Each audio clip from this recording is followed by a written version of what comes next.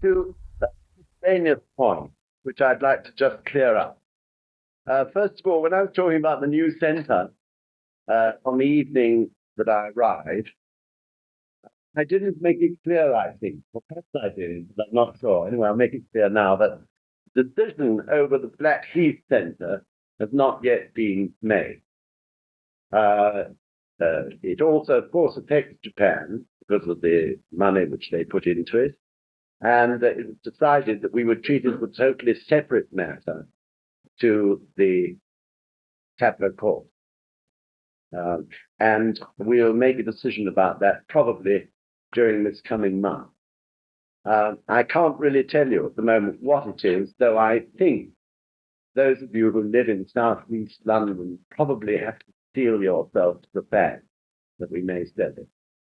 But it's not finally decided yet. All right. Don't worry, southeast London. We will have.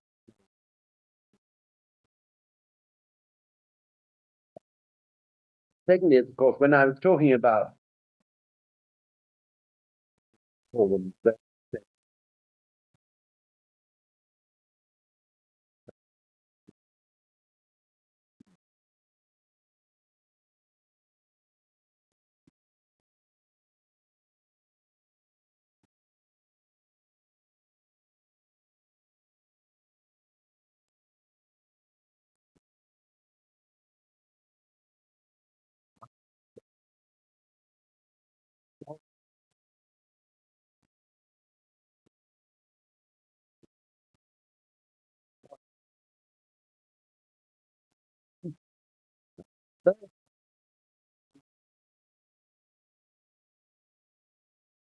Barbara rather.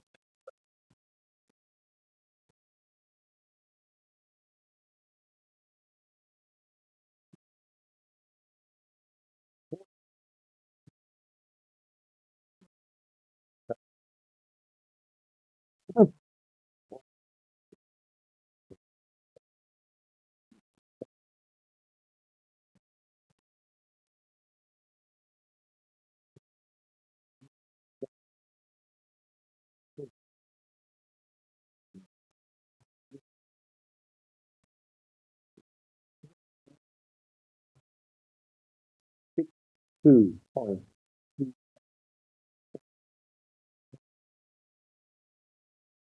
Six, 2 points. So 37.71.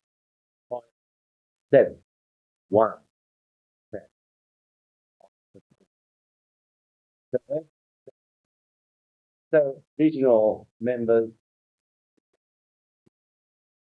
all right.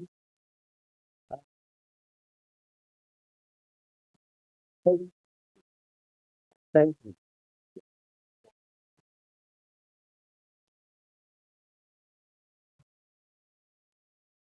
you.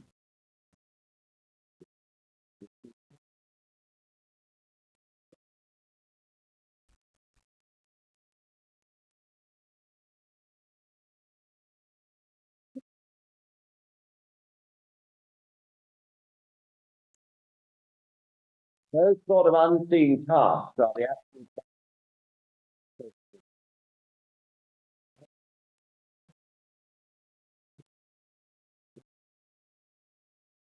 absolute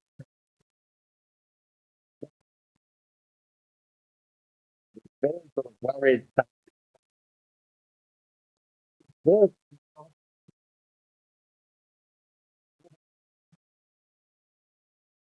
yes, I,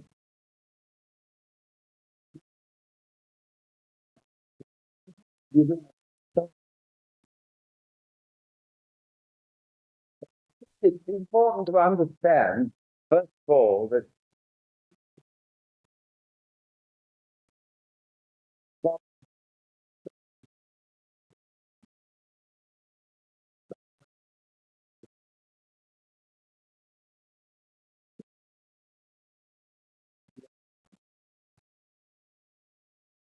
that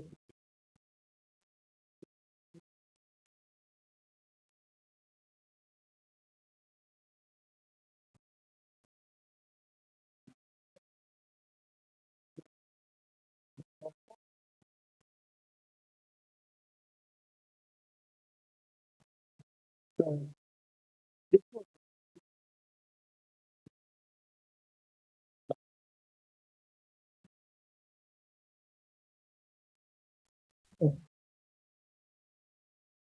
but anyway, it's nothing that we need worry about too much. And also, it's nothing that has been any more than a point of. I've never heard it raised at all. It's never raised while I've been. But obviously, it was a point of discussion at some point about what should be done in the future about the name. And presumably, the thought behind it was, well, everyone is an associated member of SGI, so that's international. So, in terms of PR, very complicated topic to understand what Nichiren Shoshu is and what it has to do with Sokugakai International and so on and so forth. And no doubt someday it will have to be ironed out. But equally, every country and its situation overseas is totally different. I can assure you that as things stand, for instance, in Brazil at the moment, it will be impossible to call NSB SGB. Politically, religiously, and every other reason. Brazil is a country which the Japanese immigrants went to in huge numbers pre-World War II and settled there.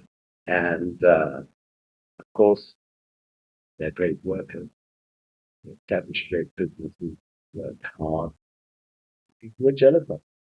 And those sort of troubles arose. Yeah. So I'm sure they'll hold on to the Nichiren Shoshu in still for some time yet, because it distinguishes clearly in Brazil. Okay. So anyway, it's all very complicated. But the point is, please stop worrying. It hasn't ever been voiced officially.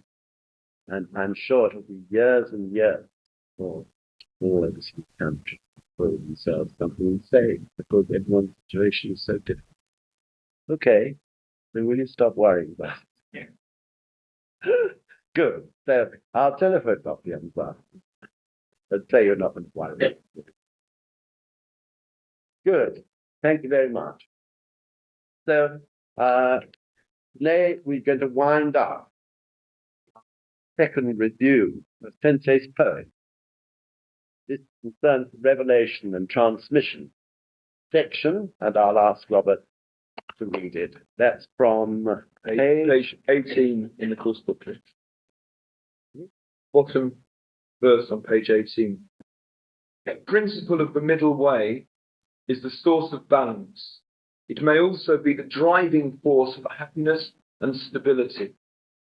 This, in terms of our daily living, is the balance between freedom and discipline, as reflected in the training arising from the traditions of your world-renowned public schools, Harrow, Eton, and others thereof. You people of the United Kingdom indeed have been masters of securing this balance. In terms of history and society, it is the balance between the energy for liberation and energy for construction. It is the balance between progress and order. Contrary to that tragic Jacobinism result of excessive energy for liberation, inviting the terror of bloodshed and dictatorship, was it not the proud history of Britain to achieve the glorious bloodless revolution of 1688? It was the result of the balance of two energies, the driving force born from their synergism. In terms of our Buddhist practice, a balanced view is beyond the perception of joy and suffering, beyond the concept of existence and non-existence, beyond the belief that life ends with death, and beyond the belief of souls immortal. This is the springboard of boundless value creation. This is the middle way, the royal road of orthodox Buddhism. In terms of the middle way of joy and suffering, To asceticism are we unrelated, for that is only suffering bereft of benefit. Nor do we accept hedonism, for that is base, cowardly, and full of folly. Nevertheless, my friends, the middle way is definitely not betwixt and between joy and suffering. It knows no adherence nor predilection. Possessed of a power, the power to control joy and suffering at one's own will. And this, my friends, is the great joy of practice. Herein lies the reason for the middle way to be the royal road of one's own life. Thus, my friends, succumb not to adversity. Avoid not tribulations. For an eminent writer once said that pain makes the heart golden. Neither should you indulge merely in pleasures, for they are but like the snow of yesteryear, a dream like the morning glory, an empty dream after all. For the world of rapture always is the devil's mess. Oh, how mystic is our life! For subject to the state of mind, it may descend to the condition of hell, and may also ascend to the state of eternal happiness. For this reason, my friends, as the Daishonin teaches, suffer what there is to suffer, enjoy what there is to enjoy, regard both suffering and joy as facts of life, and continue chanting Nam Myoho Renge Kyo.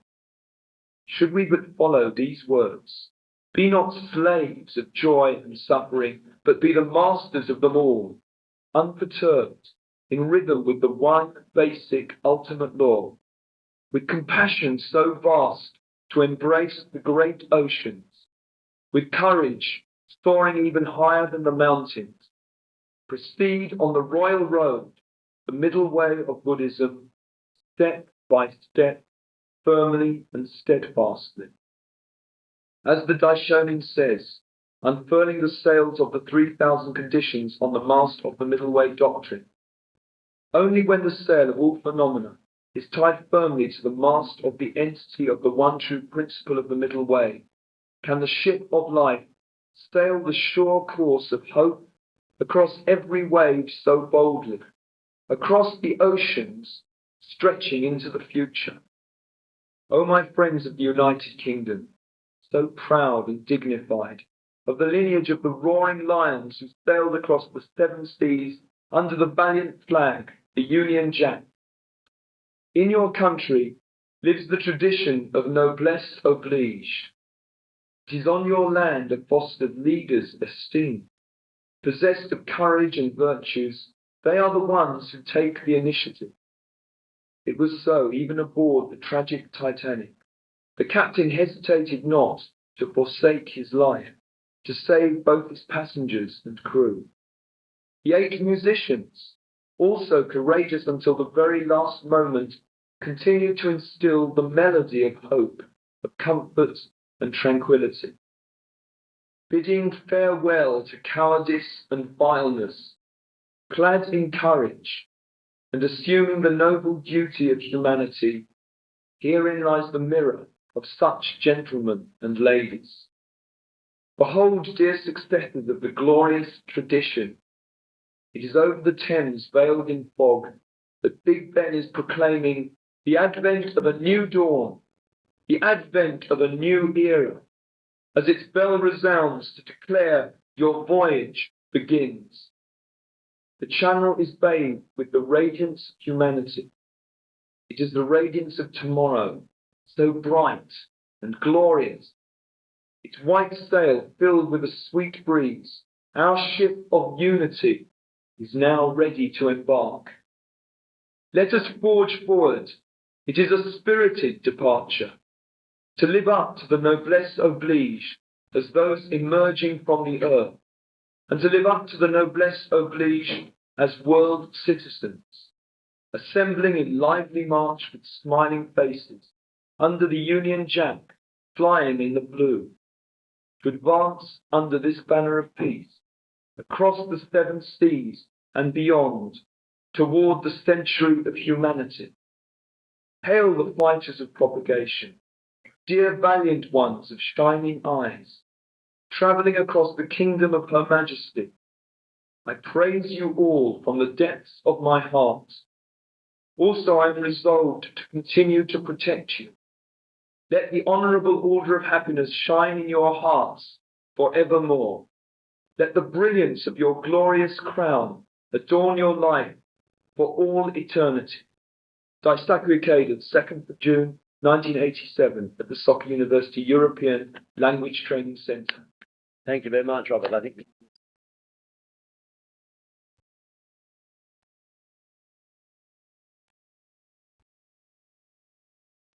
so. Yesterday,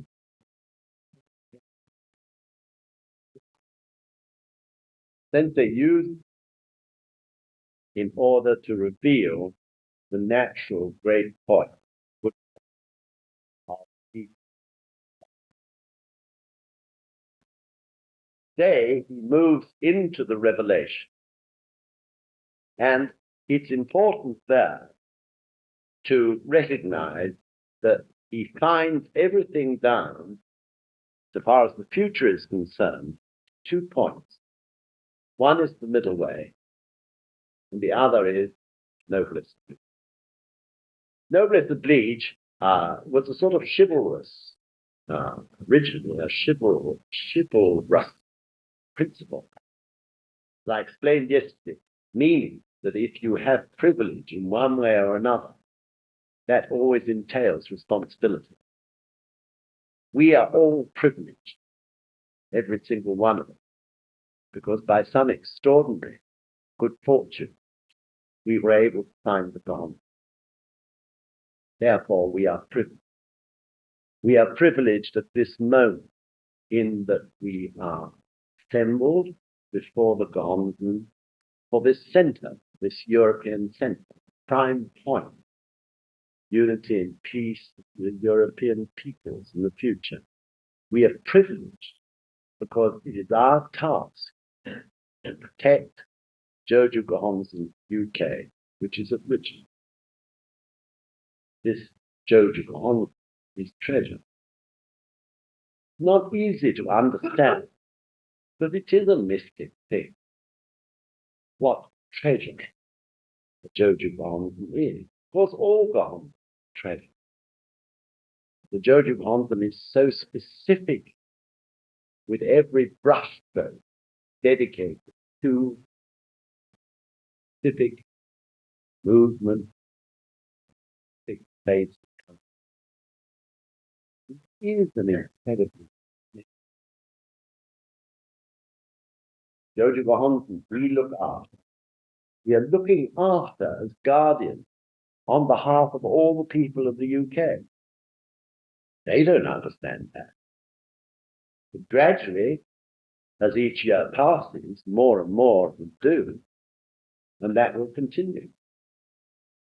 Therefore, their gratitude to you in the future will be great. But when they were still in the darkness, you were looking after precious gold. Sometimes I get concerned. People come to Richmond and sort of rather casually pop in and do some show in front of Joju Gohonzon without a thought. That's their incredible good fortune if they only knew it. They're able to be so close to it, so intimate. That won't be the case in the future. They don't think of that responsibility. That is gone. Not just for them, not just in the UK, but the UK as a whole. So truly, every time one goes in front of that Joju Gohonzon, one should be concerned about the happiness and prosperity of the people of the UK. That's what one is there for. Not just to solve one's own stupid personal problems. That's what one is there. Make your great prayer for the happiness of the people of our country. All of us are fortunate. We have the gods. We take it for granted. That's the trouble. Must understand. If we can understand the importance of the Jojo Gohonzon at Richmond, then that's half the battle for advancing Causton Rufu tremendously and strongly in the next few years. But we have to understand it. That is your job, each one of you, as leaders. You have to solve this problem in your own life so that you can then put that same spirit and attitude across to your members. Of course, I'm not saying that all of you are in that sort of boat. That's not so. Some of you feel it very deep. Nevertheless, this is important, and it's particularly important for regional leaders. You're the ones who are far away. Opportunity to see that Jojo Gohonzon is less. So it's especially important. Every one of your members should come to London at least once a year. You should encourage them to do that. I don't believe that's difficult. It don't need to be on an organized business. They should come once a year on a pilgrimage. See, chant to, hopefully do Gongyo, that Jojo. This should be the spirit of all members in the UK. And I might tell you, there are London members who may go here without going to the Richmond Centre to see the Jojo Gohonzon. So it's not only the region. This is the prime point, the Causton Rufu of our country, the prime point of the happiness of our people in the future. Please understand. And of course, it's prime point of the great middle way so far as our country is concerned. So Sensei said,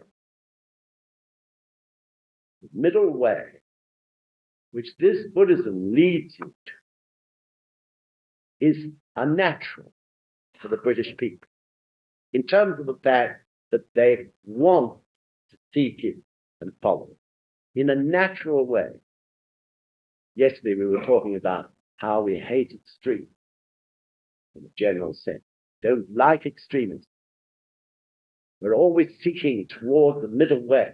But of course, sadly, if you look at our history, this has so often led to just a very weak sort of compromise, a wishy-washy sort of thing, where people try to find a middle way just by giving in over this and giving in over that and coming to a sort of stagnant, wishy-washy form of agreement with all the guts taken out. That isn't the middle way of Buddhism. The middle way of Buddhism is the way of perfect balance. The way of perfect balance. In other words, using life in all its aspects in the most perfect way.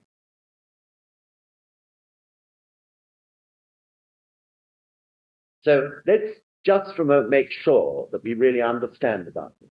I'm sure most of you do. But the middle way is described by the three truths, isn't it? Keitai, Kutai, and Chutai.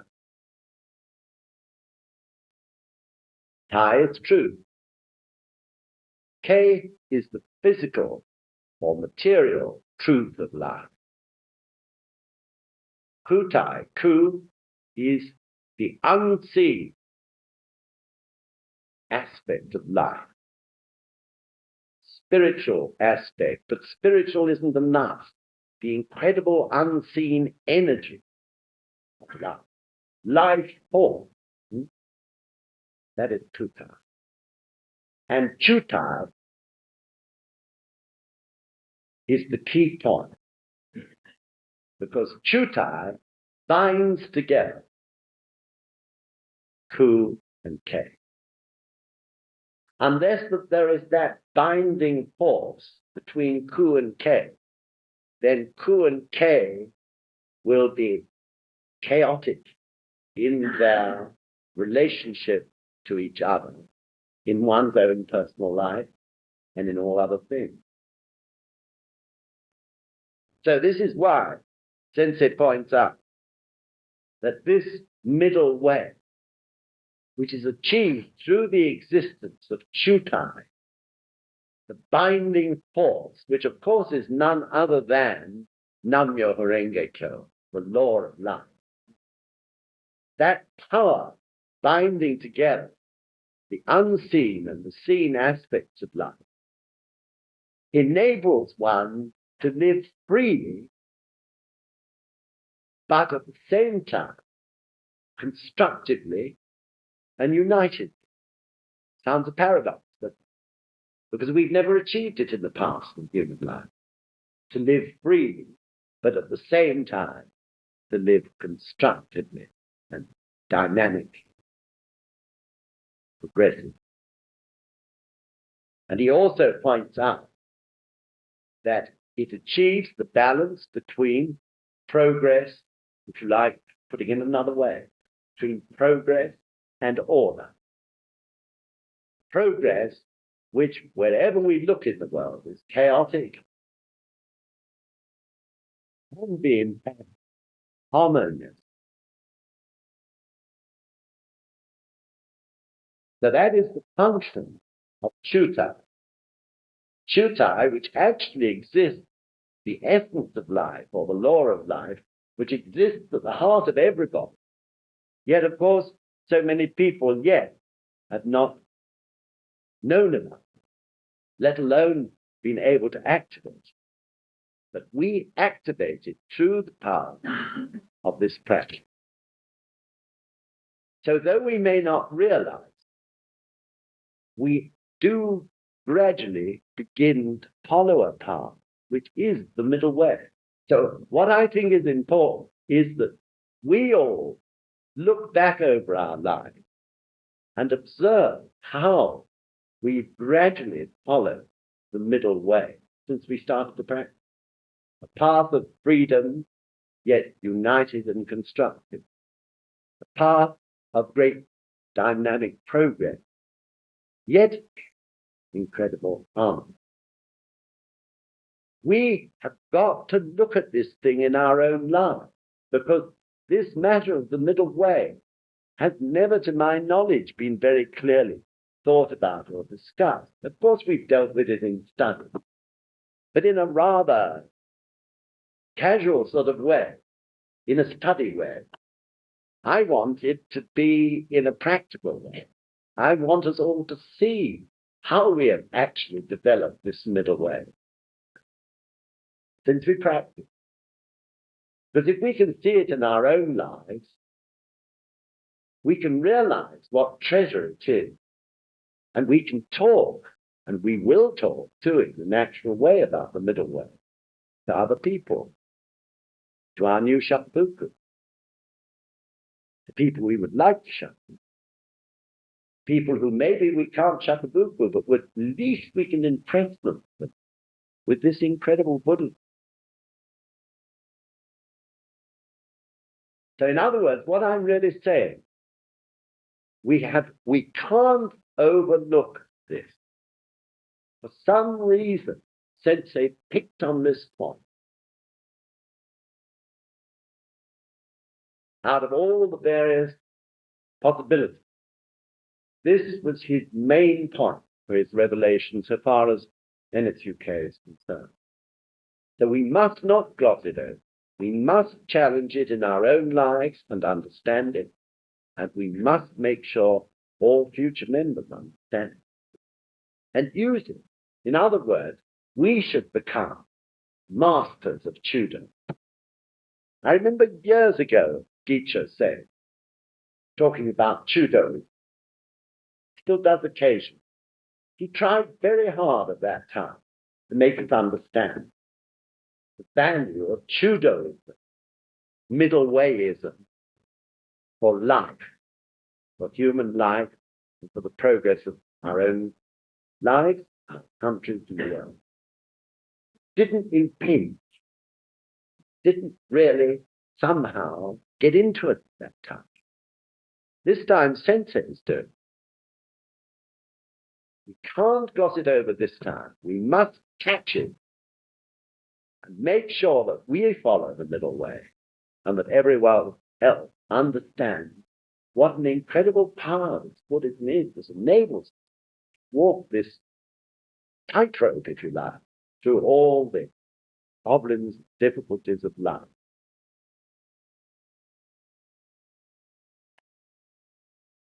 And let's just take a few examples, middle way.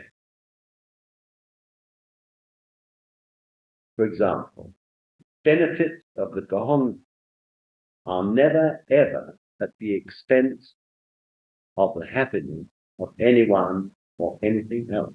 Isn't that right? That is because the benefits of Causton arise as we pass down the Great Way. The driving force, part of our life, is Chuda. Another point, perhaps you're chanting some business project. You want to establish an infant school.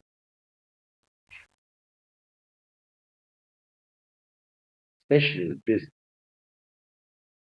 Benefits of the Causton which arise never ever involve evading taxation or taking shortcuts which are slightly shady. Never anything due. Always straight down the line. Middle way finds the path which is straight, true.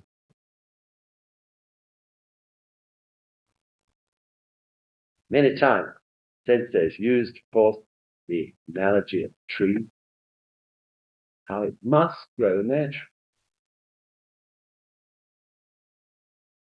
If you try to force the pace by sheltering it, it will only be weak. And I know you've all heard the story of the 3 cherry trees that can't prove what was supposed to say. One was in an enclosure, one was in a field, and the others on the side of a mountain. Greatest of 3 cherry trees, 12 years' time, was the one on the side of the mountain. Most wonderful blossoms, the most incredible fruit, greatest boughs and branches and leaves of all. That is life. Please understand it's your life too. You have to have something. So do I.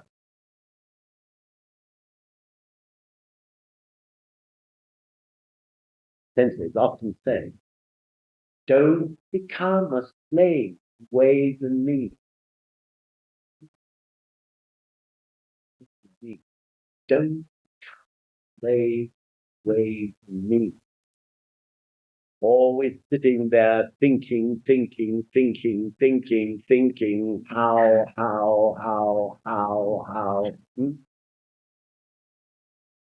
That isn't the middle way, is it? It's just using your brain.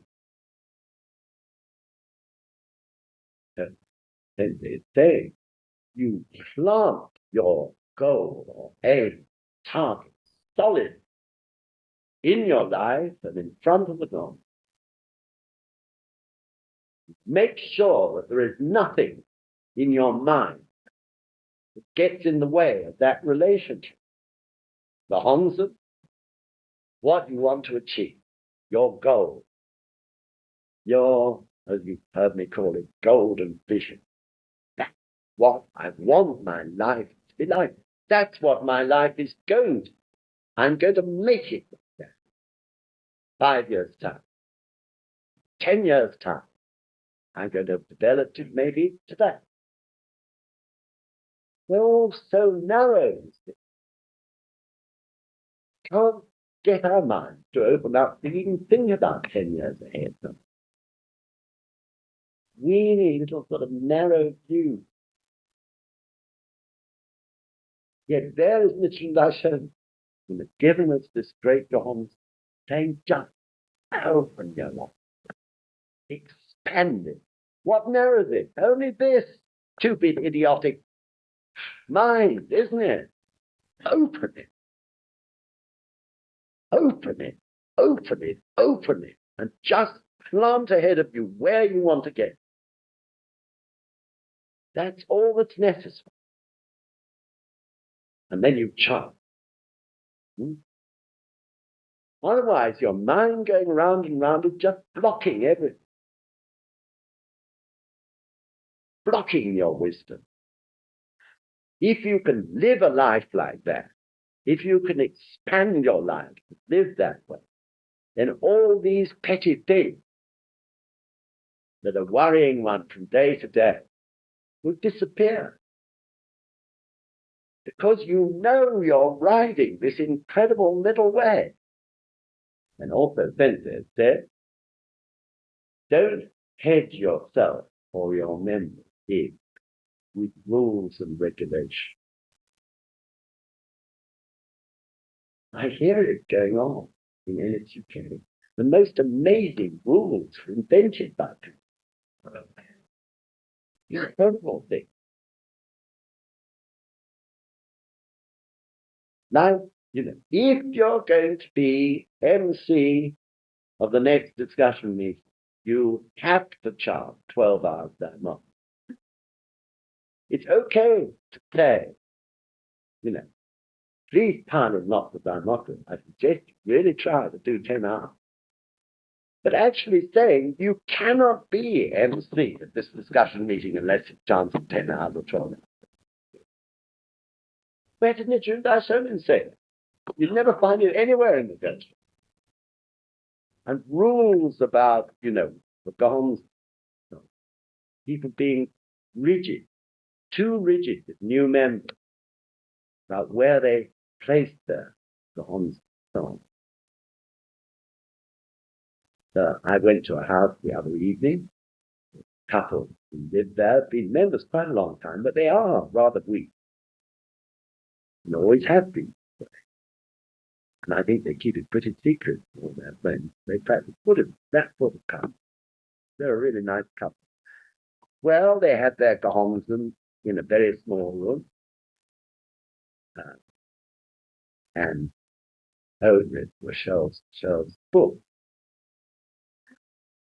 So, strictly speaking, that was good. But my joy was actually to see or discover that they still had the Gohongs enshrined. So I knew they'd been more or less taken some time. So at the end, lady asked me, she said, I have a feeling what to explain. The only thing got, and she made excuses about it. And I said, yes, you're right.